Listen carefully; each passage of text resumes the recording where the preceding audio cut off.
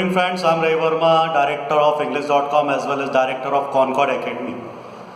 So I'm about to start my session with a very beautiful thought. And thought of the day is, we never change our habits until we don't have compulsion. हम हमारी आदतों को तब तक नहीं बदलते हैं जब तक कोई मजबूरी ना हो. एक बहुत अच्छी कहानी है. इस सेशन की शुरुआत करने से पहले मैं वो कहानी आप लोगों को सुनाना चाहूँगा. दो दोस्त होते हैं, एक उम्र में बड़ा होता है, एक उम्र में छोटा होता है. तो वो अपने काम से खुश नहीं होते हैं. यही प्रॉब्लम मुझे लगता है 70 to 80% लोग जो जॉब कर रहे हैं, जो नौकरियां कर रहे हैं, वो अपनी जॉब से खुश नहीं है. तो वो लोग सोचते हैं कि कहीं और एक्सप्लोर किया जाए, यहाँ से कहीं और ऐसी जगह चला जाए जहाँ पर सब कुछ हमारे लिए कंफर्टेबल हो. तो वो दोनों नाव लेके निकल पड़ते हैं और एक टापू पर पहुँचते हैं. और टापू काफ़ी दूर होता है. तो जो बड़ा होता है, जो सीनियर होता है, अपने छोटे से बोलता है कि इस नाव में जो भी सामान है, खाने पीने का या जो भी ज़रूरत की चीज़ें हैं, वो सब निकाल लो. तो जूनियर उसकी बात मानता है और सारा जो भी सामान होता है वो नाव में से निकाल लेता है. उसके बाद जो सीनियर होता है वो ये करता है कि उसकी नाव के अंदर कुछ पेट्रोल होता है, वो पेट्रोल डाल के उस नाव को आग लगा देता है. तो जो जूनियर होता है वो बड़ा गुस्सा करता है. वो बोलता है कि यार ये आपने क्या कर दिया, अब हम लोग वापस कैसे जाएंगे. तो सीनियर उससे कहता है कि इस जगह को देखो, ये जगह कितनी खूबसूरत है. जूनियर बोलता है खूबसूरत तो है, लेकिन ये जगह रहने लायक नहीं है क्योंकि यहाँ कोई नहीं रहता है. अब हम लोग वापस कैसे जाएंगे. तो सीनियर ने ये कहा कि अब तुम्हारे सामने मजबूरी है और तुम्हें यहीं रहना पड़ेगा. और जब तुम यहाँ रहोगे तो उसे रहने लायक भी बना लोगे. उसने ये कहा जूनियर से कि अगर इस नाव को मैं नहीं जलाता तो तुम्हारे मन में हमेशा एक यह विचार रहता है कि मैं कभी भी वापस जा सकता हूँ.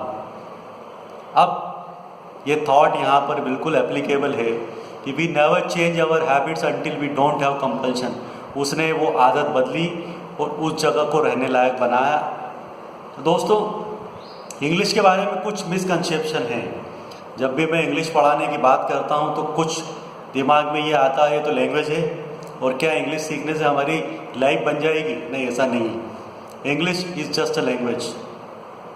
और जहाँ तक आप बात कर रहे हैं स्किल्स की, तो speaking English is a skill. Language English है, इंग्लिश को सीखा जा सकता है, लेकिन जहाँ तक बात है आपने आपको प्रेजेंट करने की, इंग्लिश में बात करने की, किसी को इम्प्रेस करने की, तो ये स्किल है, इसको आपको डेवलप करना पड़ेगा. It is a language only. यह सिर्फ और सिर्फ एक भाषा है. इसका कंपैरिजन हिंदी या दूसरे लैंग्वेज से नहीं होना चाहिए. कुछ लोगों के दिमाग में ये बात आती है कि अंग्रेजी आने के बाद में मैं बहुत अच्छा बोलने लगूँगा. No, it is not possible. अगर आपको अच्छा गाना है तो उसके लिए प्रैक्टिस करना पड़ेगी. अगर आपको अच्छी बॉडी बनानी है तो आपको उसके लिए एक्सरसाइज करना पड़ेगा. और एक दिन की एक्सरसाइज से वो चीज़ पॉसिबल नहीं है. तो आपको एक्सरसाइज करते रहना पड़ेगी. देखिए दोस्तों, एक डाक टिकट की कीमत भी तभी तक है जब तक वो लिफाफे से चिपका हुआ है. जिस दिन लिफाफे से उसको अलग कर दिया गया, उस डाक टिकट की कीमत ख़त्म हो जाती है. तो आपको अपनी मंजिल तक पहुंचना है.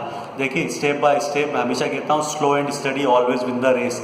जो लोग धीमी और सदी हुई शुरुआत करते हैं वो हमेशा जीतते हैं. कुछ प्रॉब्लम्स आती है इंग्लिश सीखने में. वो प्रॉब्लम्स आती है, सबसे पहली प्रॉब्लम ये आती है कि सर मुझे अंग्रेजी समझ में तो आती है लेकिन मैं बोल नहीं पाता हूँ. और दूसरे होते हैं कि सर मुझे बिल्कुल भी अंग्रेजी नहीं आती.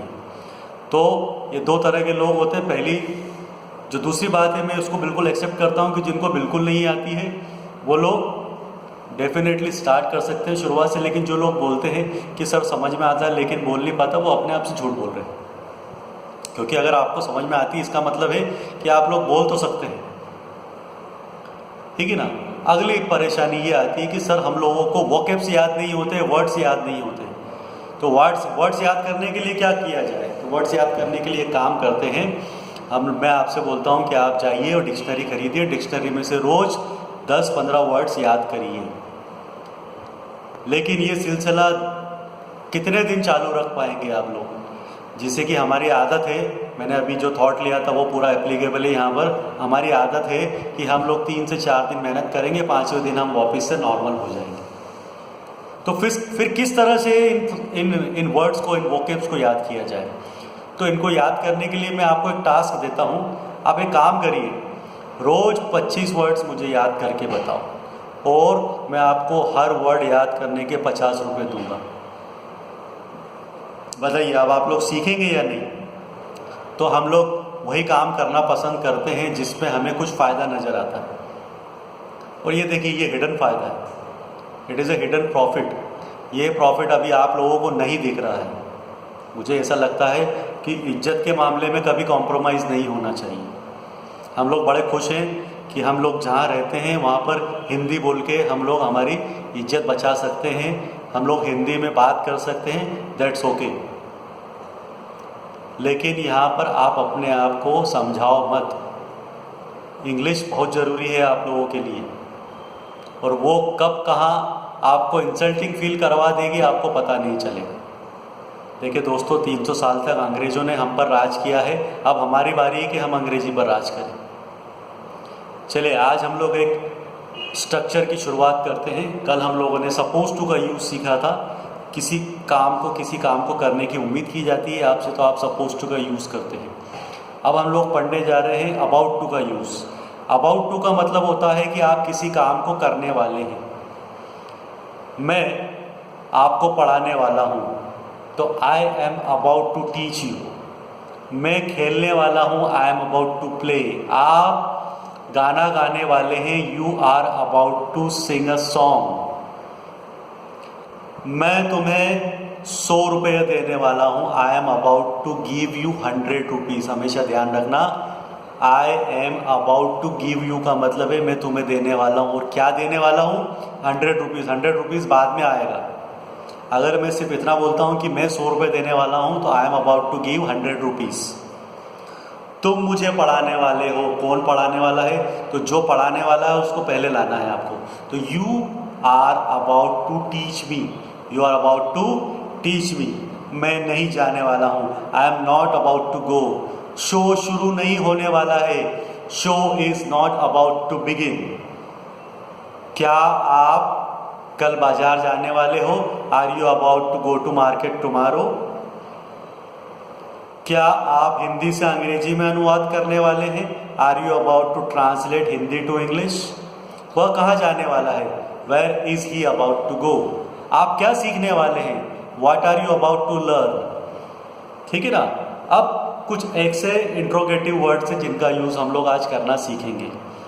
जैसे हम लोग कभी कभी पूछते हैं कि कौन कौन जाने वाला है, तो हु ऑल का मतलब होता है कौन कौन। तो who all are about to go, who all are about to go. हमने पूछा कि और कौन जाने वाला है। अभी पूछा हमने कौन जाने वाले हैं, अब हमने पूछा और कौन जाने वाला है। तो और कौन के लिए हम यूज़ करते हैं who else is about to go. और कौन जाने वाला? Who else is about to go. ठीक है ना। अब मैंने पूछा आप और क्या खाने वाले हैं, और क्या के लिए आपको यूज़ करना है व्हाट एल्स। व्हाट एल्स का मतलब होता है और क्या। तो आप और क्या खाने वाले हैं? What else are you about to eat, या what else are you about to have. ठीक है ना। ओके, आप कौन सी भाषा सीखने वाले हैं, कौन सी भाषा के लिए यूज़ करना है? विच, और विच के साथ में जो चीज़ पूछी जा रही है, तो which language are you about to learn, which language are you about to learn. ठीक है ना। आप कितनी भाषाओं में बात करने वाले हैं, कितनी भाषाओं में, that means in how many languages are you about to talk. ठीक है ना। क्या आप इस विषय पर विचार करने वाले हैं? मैंने जिसे बताया था, there are 2 types of interrogative. 2 तरह के इंट्रोगेटिव होते हैं, single interrogative and double interrogative. Single interrogatives are those questions in which you have to answer in yes और नो। जिन सवालों के जवाब हाँ या ना में दिए जाते हैं, उन सवालों को हम सिंगल इंट्रोगेटिव कहते हैं। और ये सवाल जो होते हैं क्या से शुरू होते हैं, और इसमें हेल्पिंग वर्ब आती है। हेल्पिंग वर्ब क्या हो सकती है? Is, am, are, was, were, do, does, did, या जो भी हेल्पिंग वर्ब्स होती है उनको हम पहले लगाते हैं। जैसे मैंने आपसे पूछा आर यू अ बॉय, क्या आप एक लड़के हो? अगर आप लड़के हो तो आप यस बोलोगे, नहीं होंगे तो नहीं बोलोगे। ठीक है ना। उसी तरह से अब कुछ मैंने आपसे पूछा कि क्या आप आप एक गाना गाने वाले हो, तो जवाब हाँ या ना में होगा। Are you about to sing a song? Yes, I am about to sing a song. अब डायरेक्ट हम लोग इंग्लिश में बात करना कोशिश करते हैं। अभी तक हम लोग ट्रांसलेशन कर रहे थे, मैंने आप लोगों से कुछ क्वेश्चंस पूछ रहा हूँ, दोहराने की कोशिश करिएगा। मैंने आपसे पूछा what are you about to learn, आप क्या सीखने वाले हैं? I am about to learn English, ठीक है ना। आप कहाँ जाने वाले हैं? Where are you about to go? I am about to go to market, मैं मार्केट जाने वाला हूँ, ठीक है ना। ओके, मैंने आपसे पूछा how many rupees are you about to spend. How many rupees are you about to spend का मतलब है आप कितने रुपए खर्चा करने वाले हैं। अगर आपके पास 100 रुपये हैं तो आप बोलेंगे I am about to spend 100 rupees या 100 बक्स। बक्स का यूज़ भी करते हैं हम लोग, ठीक है ना। At what time are you about to come tomorrow, आप कल कितने बजे आने वाले हैं? So I am about to come tomorrow at 6 o'clock in the evening, है ना। ओके, अब आपसे पूछता हूँ कि which movie are you about to watch. So I am about to watch latest movie, कौन सी मूवी है वो आपको डिसाइड करना। तो इस तरह के क्वेश्चन आंसर आप अपने घर पे एक दूसरे से बातचीत करें, एक दूसरे से क्वेश्चंस पूछें, तो उससे ये प्रैक्टिस कंटिन्यू रहेगी और प्रैक्टिस करते रहिए। देखिए, मुझे नहीं लगता आधा घंटा 1 घंटा काफ़ी होता है। You will have to make it a habit, आपको उसको एक आदत बनाना पड़ेगी। अगर वो आदत बन गई तो वो आदत आपकी नहीं छूटेगी, ठीक है ना। आदत एक्चुअल में होता क्या है कि जितना आप प्रैक्टिस करेंगे, जितना आप एक दूसरे से बातचीत करेंगे, उतनी ये आपकी रूटीन में आएगी, ठीक है ना। जब हम लोगों ने बचपन में हिंदी सीखी थी तो हिंदी सीखने के लिए हम लोगों को ग्रामर्स की ज़रूरत नहीं पड़ी थी, हम लोग से बात करते करते ही वो चीज़ें सीख गए। तो जैसी हिंदी है वैसे ही इंग्लिश है। अब इंग्लिश की ज़रूरत इसलिए ज़्यादा पड़ती है क्योंकि बहुत सारी किताबें ऐसी हैं जो हम लोगों को इंग्लिश में ही मिलती है, तो इंग्लिश में पढ़ना है। बहुत सारी स्टोरीज होती है जो इंग्लिश में पढ़ना है। तो अगर कुछ अच्छा सीखने को मिल रहा है तो हम लोगों को सीखना चाहिए। तो मैंने जैसे कल आप लोगों को बताया था कि it is a time to say call it a day, it is a time to say call it a day का मतलब होता है अब समय आ गया है दिन समाप्त करने का। तो कल आप लोगों से एक नए स्ट्रक्चर के साथ मिलते हैं। That's all for today, thank you very much. It's a time to say call it a day, see you tomorrow at the same time, thank you.